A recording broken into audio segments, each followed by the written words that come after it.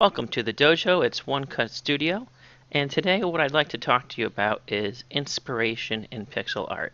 So one of the things that being a pixel artist, sometimes uh, you feel like maybe your work is getting stale. You need some inspiration, and so I want to show you a way to um, get some more inspiration. Another thing that is useful for creating pixel art is looking at the pixel art of others and trying to figure out how they did what they did and emulating it.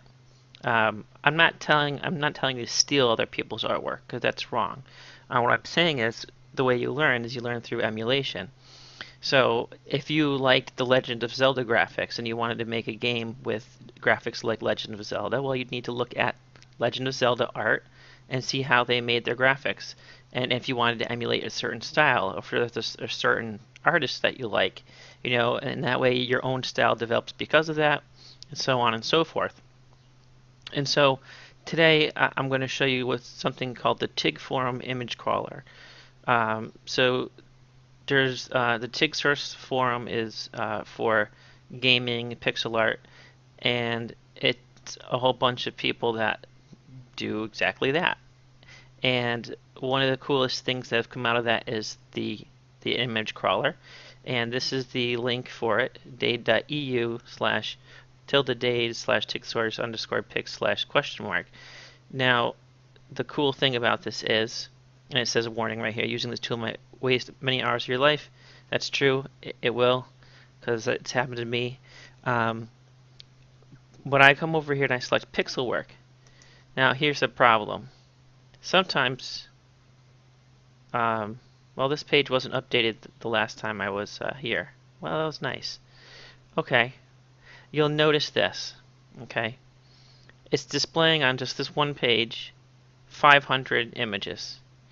And there's over 16,063 currently archived. So what it does is it archives the images that are displayed on the forum, and it puts them all in one place.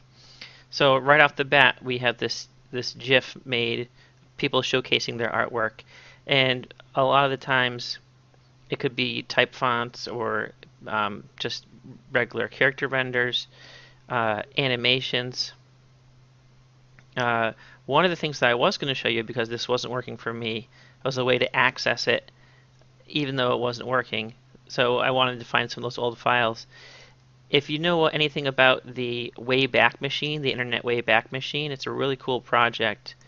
If you go to Internet Archive Wayback Machine and then you just put in the URL, what you'll do is you'll find places in time where there were snapshots captured of that website.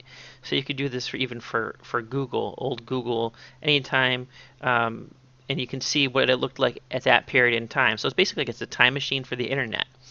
And so I was able to even find some of the old stuff from the TIG source forums using the Wayback Machine.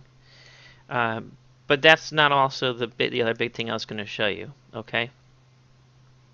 So I'm looking around and I'm looking and you get to admire other people's artwork.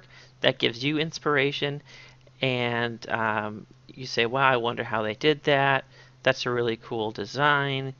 Um, a lot of times I like to look at the animations, the GIFs, and say, wow, for RPG Maker MV, we have to do animations, especially maybe for if you wanted to get into animating battlers and you only have a certain number of frames, or if you wanted to have your own custom event and make it look really cool, how would I do that? And you certainly can link events together and change the graphics to make as many frames as you need to make your animation as smooth as you want it to be. So take for instance this cute little owl. You know what? I believe this must be newer because the first page is newer stuff, is the most recent, and I can tell already because this is one of the newly announced Pokemon. I believe that's for Pokemon Sun and Moon. That's going to be one of the grass starter. So this by Inca. He made obviously a sprite of the character, and he did an animated GIF. So what I'm going to do is I'm going to right click on it, and I'm going to click copy image address. And there's a reason why I'm doing that, because there's another tool that's incredibly useful for us pixel artists. And it's here, GifExplode. It's man, I don't know if it's in beta, it's a demo, it's in trial, but it's a very handy tool. So you go to GifExplode. I should say GifExplode. I'm sorry, GifExplode.com, and you're just going to paste what we just copied. So hitting fetch, what it'll do is it will take that original GIF and it'll break it up into its frames. And surprisingly enough, this is only made up of 4 frames. Boop, boop, boop, boop. The only thing I see that's wrong with this is it showed the frame before it. So you're not really you're not, on this one at least, you're not able to see the progression in the frames. Although you could take this and you could take this as a image in Photoshop and play around with it and see how the artist did what they did to go from frame to frame to make those animations. Now let's see if I can find another one that maybe will show us the frames without having the overlap, because sometimes that does happen. So let me go down, because I did see one that I liked earlier.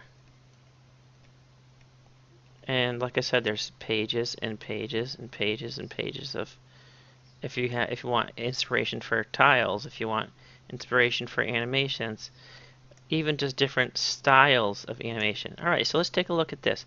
We have a made, this is by Ash PD. I love how when you hover over it, it gives you the credits, which is always nice. And again, we're going to copy the image address. We're going to go to our GifExplode, paste it in there, and hit fetch. Good. And so this time, again, it's a 4-frame animation, and it didn't overlap it. So it shows us what this character is doing. And even if you're just paying attention, very basic. The bottom part here, so the head is moving down, the torso is moving down. So this area is staying the same, right? That's not animated. But what is animated is the skirt is coming out, so it looks like she's bending. Alright. Obviously, with the body coming down, it adds that effect. And then there is also a secondary action here with the hair coming up. So as she's bending down, the hair's coming up, kind of bouncing off. And also the same is happening for the ribbon and the ponytail. Right? So you can see they kind of got that main action and secondary action going on there for animation, and that will be something that we can talk about in a further tutorial.